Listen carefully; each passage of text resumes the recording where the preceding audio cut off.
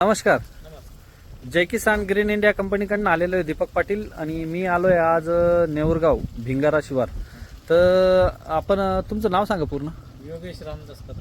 तर आपण जे जय किसान ग्रीन इंडियाचं खत वापरताय गेल्या वर्षी पण वापरलं आणि मध्यंतरी एक वर्ष गॅप पडला, तर त्याच्यात तुम्हाला काय फरक वाटला? कांदे एक वर्ष गॅप पडल्यानंतर कांद्याची पोझिशन कशी होती आणि त्याच्या अगोदर वापरलेलं होतं तेव्हा कशी होती आणि मागच्या वर्षी वापरल्यानंतर कशी होती?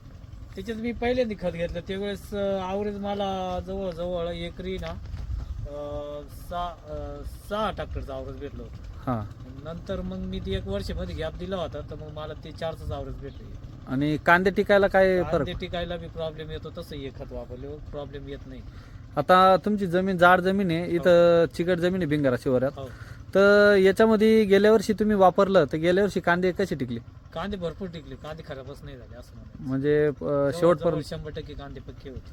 म्हणजे कांदा सडलाच नाही डायरेक्ट, काहीच नाही, फक्त पाचोड वगैरे. पाचोळाच निघाला फक्त. तर तुम्ही Quality किती चांगली आता जवळजवळ 3-4 वर्षापासून वापरताय, हो. तर तुम्हाला 3-4 वर्षात चांगला अनुभव आला आणि म्हणून तुम्ही पुन्हा माल घेताय. माल घेतोच राहतो. तर बघू शकताय शेतकरी बंधूची प्रतिक्रिया. गेल्या वर्षी वापरलं, त्याच्या पहिल्या वर्षी एक वर्ष गॅप पडला, त्याच्यात कांदे सडले, कांद्याचा ॲव्हरेज कमी निघाला. हो. तर काय झालेलं आहे, जमिनीमध्ये पीएचचं प्रमाण वाढून गेलेलं आहे, क्षार वाढलेले आहेत. ते दुय्यम अन्नद्रव्ययुक्त बॅक्टेरियायुक्त खतं येतात, बुरशीजन्य बॅक्टेरियायुक्त.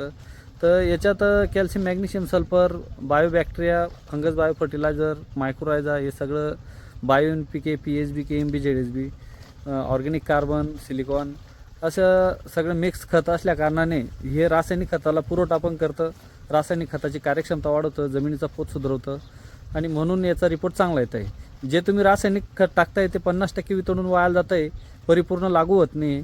तर एकदा तुम्ही जय किसान ग्रीन इंडिया कंपनीचे बायोलॉजिकल फर्टिलायझर एकदा अवश्य वापरून बघा, तुम्हाला 100% चांगले रिपोर्ट मिळतील. धन्यवाद शेतकरी बंधू.